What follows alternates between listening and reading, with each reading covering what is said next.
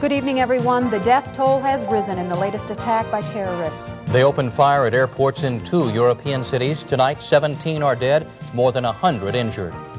The governors of Minnesota and 3 other states got together in St. Paul to decide what to do about the farm crisis. And it looks like the strike against Austin's Hormel Meat Company will go on.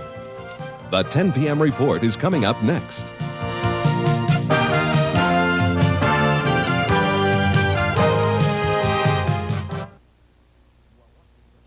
You are watching WCCO Television, Minneapolis, St. Paul. This is the 10 p.m. report. But it kept going. Pop, pop, pop, pop, pop, pop, pop, pop, pop. And you thought, shoot him, kill him. The words of a man who today came face to face with terror and lived. Others weren't so lucky. They died as Arab terrorists opened fire at airports in 2 European cities. Good evening, everyone. As 1985 draws to a close, terrorists have struck once again. Their targets were passengers waiting to check in for flights on the Israeli airline El Al. The attacks were apparently coordinated to occur at the same time at airports in Rome and Vienna. 17 people, including 3 Americans, died in the 2 attacks. 117 others were injured. Witnesses say the terrorists first rolled hand grenades towards the passengers, then opened up with machine guns. Police killed 3 of the terrorists in Rome and wounded 2 others. Witnesses say one security officer shot one terrorist in the head at close range to keep him from firing a submachine gun. Grenades were rolled into the hall to aim at the people standing at the counter of El Al. And then we realized that people were rushing off the corridor and tried to hide by the side somewhere. And that's what we did. In Vienna, 2 attackers hijacked a car but were cornered by police a few miles from the airport. One was killed in the ensuing firefight. A Madison, Wisconsin man is believed to be among the Americans who died in the attacks. He was 29-year-old Frederick Gage. He was a member of the board of Madison Newspapers Incorporated. Other victims were 11-year-old Natasha Simpson, whose father is an Associated Press editor in Rome, and 20-year-old John Bonacore of Bloomington, Delaware. And we've just received word that another American has died of wounds suffered in the attack. He's identified as 31-year-old Don Meeland. His hometown is not yet known. Who was responsible for today's attack? It's not yet clear, but a man claiming to represent a splinter group of the PLO took responsibility today. And a note found on the body of one attacker said, quoting now, "To Zionists, we will violate your people, your heritage, your tradition. The war has begun." Signed, the Martyrs of Palestine. And as the Western world condemned the attacks, Israel vowed to get even. Officials said they'll find out who's to blame and promised to fight terrorism in every way. Israel will reserve to itself the ways, the means, and the time how to cope with this problem. And President Reagan joined in the condemnation today, calling the terrorists, quoting now, criminal and cowardly. Today's attacks add one more blot to what is already one of terrorism's bloodiest years. On June 14th, TWA Flight 847 was hijacked by Lebanese Shiites who murdered an American serviceman. September 25th, in Larnaca, Cyprus, Palestinians loyal to Yasser Arafat killed 3 Israelis on a yacht. On October 7th, PLO gunmen seized the Achille Laurel cruise ship and murdered Leon Klinghoffer, a 69-year-old Jewish American. And on November 23rd, Arab gunmen hijack an Egyptian jet to Malta. Egyptian commandos storm the plane and 60 die. One bit of good news, the State Department says U.S. intelligence agents have been able to thwart 90 planned terrorist attacks this year. There is other news tonight. Minnesota and 3 of its neighbors join in a fight for a better national farm policy. The governors of Minnesota, Wisconsin, and North and South Dakota met in St. Paul today and agreed the just-signed farm bill is worse than no bill at all. They may file a lawsuit against the federal government in a move they claim is not just politics as usual. Pat Kessler has our report. What was billed as a simple farm conference took... It's not as remarkable the governors met today as it is they are speaking with one voice. Their hope is that state legislatures will follow, creating a kind of Midwestern farm policy. Pat Kessler, WCCO Television News. Some Midwest states then are uniting to paint the federal government as the villain of the farm economy, but not all farmers and farm activists buy that, as Marcia Fleur reports. Early this year, farmers gathered on the steps of the Minnesota State Capitol, demanding that politicians save them. The governors agreed before they spoke publicly today not to raise any false hopes, but to some of the farmer activists who heard them, they raised no hopes at all. This is Marcia Fleur, WCCO Television News, the state capitol. And tomorrow, groundswell leaders will meet with Governor Rudy Perpich. Members of the activist farm group occupied the Mankato Production Credit Association office nearly 2 weeks ago, demanding an audience with the governor. A spokeswoman for Perpich says 14 groundswell members and Mr. Perpich will meet in his office at 9 o'clock tomorrow morning to discuss the plight of Minnesota's farmers. And earlier today, one groundswell leader, Bobby Polzine, began handing over her farm equipment to creditors. Polzine and her husband voluntarily brought several pieces of machinery to a local fairground, that in accordance with an agreement reached with the Farmers Home Administration. Her creditors agreed not to sell any of that equipment before March 1st. The Polzines are seeking FMHA approval on a previously rejected loan application. Today's equipment delivery is part of the Polzines' effort to show the Farmers Home Administration they are cooperating with creditors. And still ahead on the 10 p.m. report, will striking workers at the Austin Hormel plant go back to work? The votes were counted tonight, and we'll get the results next. And we'll tell you why some police officers in Miami are under arrest tonight. Please stay with us.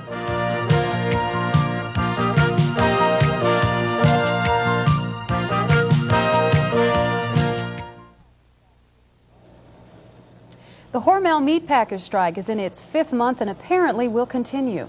Almost 1,500 members of Local P9 finished voting tonight in Austin to decide if they're going to accept what Hormel says is its final contract offer. Terry Sater of our staff has a live phone report now from Austin. He has the final results of Local P9's vote, which international union representatives had opposed. Terry?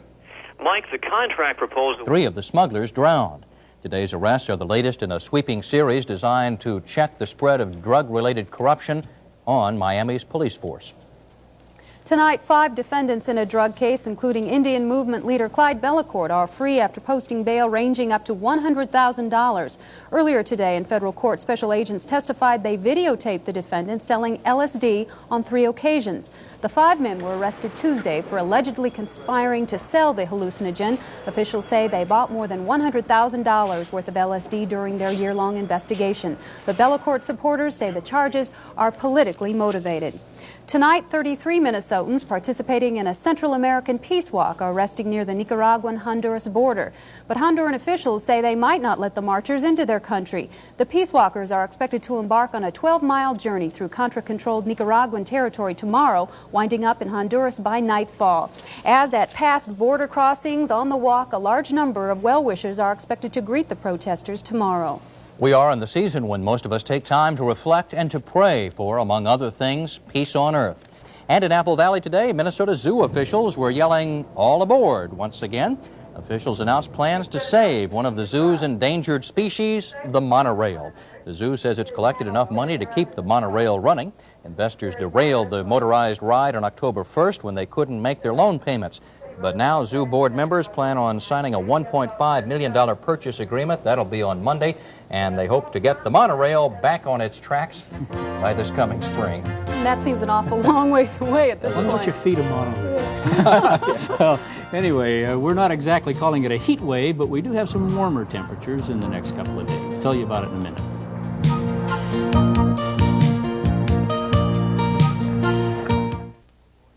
Vacationers and local residents hoping to enjoy the tropical weather in the southern U.S. over the Christmas holidays were simply out of luck today. Temperatures dropped to record lows in 6 southern cities, including Miami, Tampa, and Fort Myers. Unaccustomed and unprepared for chilly weather, many people wrapped themselves in whatever they could find to keep warm, and a suntan oil salesman said the colder than usual temps were ruining his business. Well, you find it hard to feel sorry for the suntanners, but the That's what I was farmers thinking, too. are having a hard time down there. Especially the overnight temperatures dropping below freezing. They were up to 50 degrees today.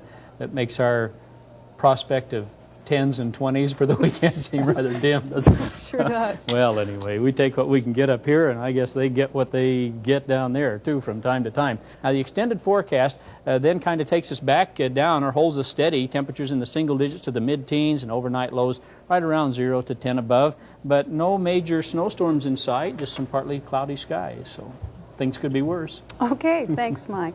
Well, still ahead on the 10 p.m. report, a look back at the medical developments which made news this past year. And how these medical issues and breakthroughs helped and affected Minnesotans in 1985.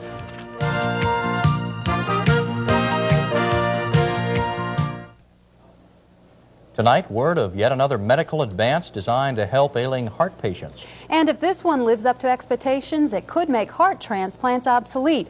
Officials at Pittsburgh's Allegheny General Hospital say one of their doctors has developed a new surgical heart procedure. It involves wrapping a muscle from the patient's back around the damaged heart and teaching the muscle to beat. Further details of Dr. George McGovern's experimental procedure will be announced next week. Meanwhile, in Minneapolis tonight, doctors at Abbott Northwestern Hospital say Jarvik 7 artificial heart recipient Mary Lund has developed a fever. The hospital's daily medical report emphasizes, however, that there are no signs of infection. The 40-year-old Kensington woman became the world's first female artificial heart recipient more than a week ago, and doctors say her chances of survival still remain at less than 50-50.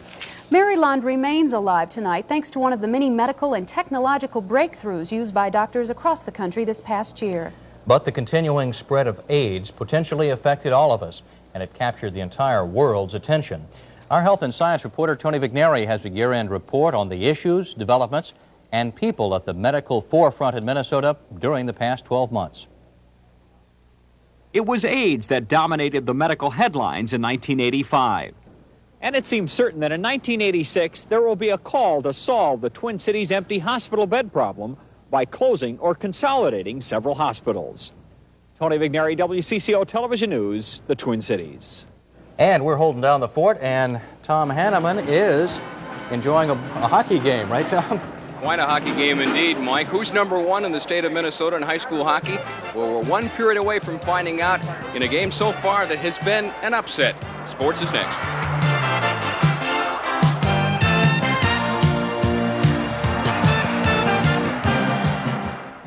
Wild card matchup. The 49ers also a three-point pick over the Giants. That's it right now. In the third period, it remains Edina 2-0 over Hill Murray. Back to you. All right, thank you very much, Tom. And finally, we'll wrap up this holiday week with one more Christmas story. It begins in 1971 when James McDonald of Larchmont, New York, injured his head in a couple of auto accidents. In March of that year, suffering from a headache, McDonald decided to take a walk. He never returned. McDonald developed amnesia and somehow wound up in Philadelphia.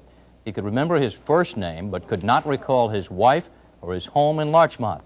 McDonald got a job as a short-order cook in Philly and kept it for 14 years until 3 days ago when, on Christmas Eve, James McDonald fell and bumped his head, and it all came back. McDonald showed up back in Larchmont on Christmas Day, and his wife Ann calls it a miracle. Unbelievable story. It sure is. I should say a miracle. Can you imagine her reaction? And after 14 years, and I understand they now have to prove that he's not been legally dead all this time. Oh my gosh. On top of it all. That is incredible. Well, we are in for a pleasant weekend this weekend. Forecast calls for partly sunny skies with a high of 12 degrees. Good night, everyone. Good night. The 10 p.m. report with Pat Miles and Don Shelby. Mike Fairborn's weather, and Mark Rosen Sports has been a presentation of WCCO Television, serving the people of the Twin Cities for 4 decades.